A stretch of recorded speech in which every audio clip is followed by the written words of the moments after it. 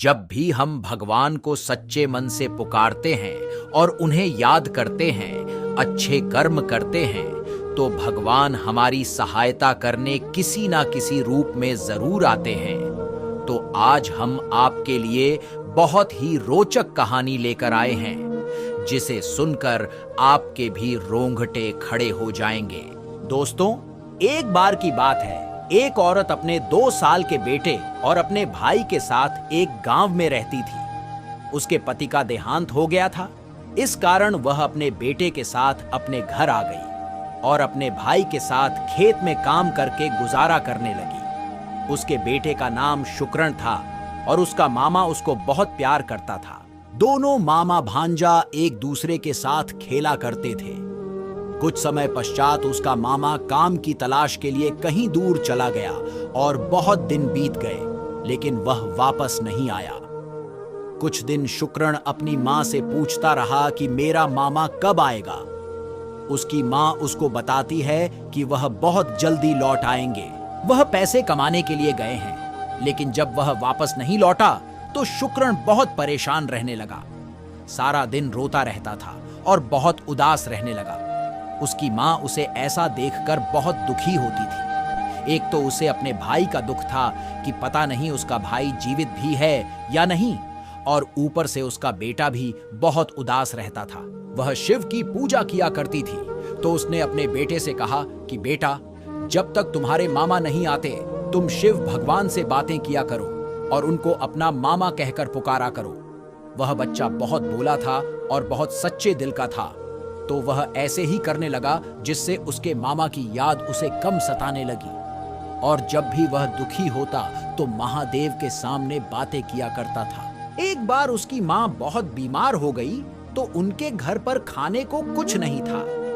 तो वह छोटा सा बालक भोजन की तलाश में दूसरे गांव की तरफ चला गया। तो उसे रास्ते में एक सेब का पेड़ दिखाई दिया।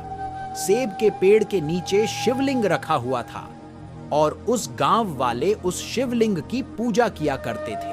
तो बच्चा जब सेब तोड़ने लगा तो उसका हाथ सेब तक नहीं पहुंचा। वह बार बार कोशिश करता रहा, लेकिन उससे सेब नहीं टूटी। वह बहुत भूखा था और बोला था। तो उसे कुछ नहीं सूझा। वह शिवलिंग पर चढ़कर सेब तोड़ने लगा, लेकिन फिर भी उसका हाथ नहीं पहुंचा। इतने में कुछ गांव वाले वहां पर आ गए और उन्होंने शुक्रण को बहुत जोर से धमकाया और कहा कि तुमने यह क्या कर दिया? भगवान तुम्हें माफ नहीं करेंगे और साथ में हमारे गांव वालों को भी इसकी सजा मिलेगी। तुम शिवलिंग के ऊपर क्यों चढ़ गए? लेकिन दोस्तों, वह बालक गर्मी की वजह से पसीने से लथपथ था।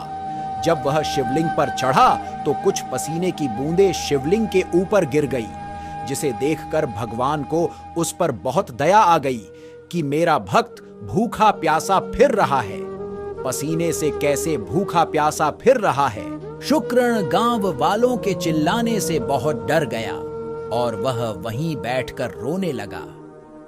जब सभी गांव वाले वहां से चले गए तो भगवान वहां पर प्रकट हुए एक साधारण से रूप में और बोले, तुम्हें क्या चाहिए?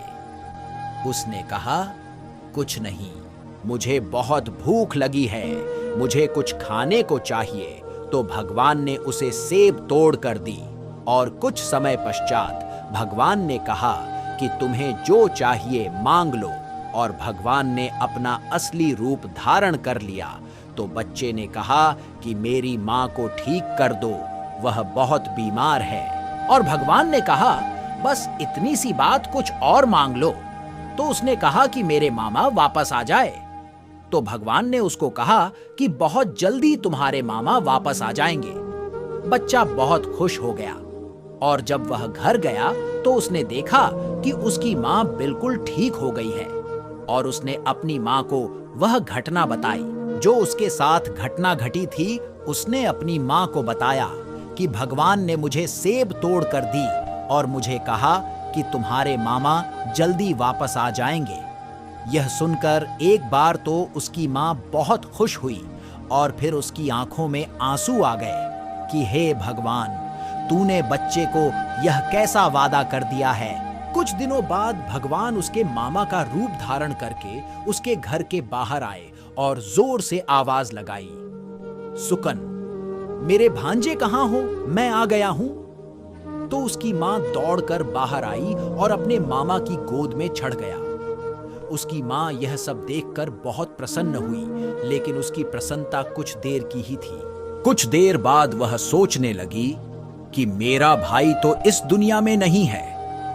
जब रात हो गई तो वह समझ गई कि यह मेरा भाई नहीं है, यह खुद भगवान उसका रूप धारण करके आया है। तो वह भगवान के पास जाकर उसके चरणों में बैठकर जोर जोर से रोने लगी। जब भगवान ने उसको देखा और कहा, तुम्हारा बेटा बहुत अच्छा है, मैं तुम्हारे बेटे के कोमल मन से बहुत प्रसन्न हूं, तो मुझे आना ही पड़ा, नहीं तो मेरा किया हुआ वादा झूठ हो जाता। अगले दिन सुबह भगवान शुक्रण से कहता है कि मैं शहर वापस जा रहा हूं, पैसे कमाने के लिए वहां पर मेरा बहुत बड़ा काम है, मेरा जाना जरूरी है। जब भी तुम्हें मेरी याद आए तो तुम मुझे दिल से पुकार लेना, मैं तुम्हारे पास जरूर आ जाऊंगा।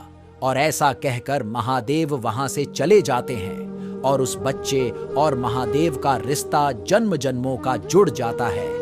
तो दोस्तों, देखा कैसे जब हम सच्चे मन से भगवान को पुकारते हैं तो वह चले आते हैं। तो दोस्तों, यह वीडियो आपको कैसे लगी?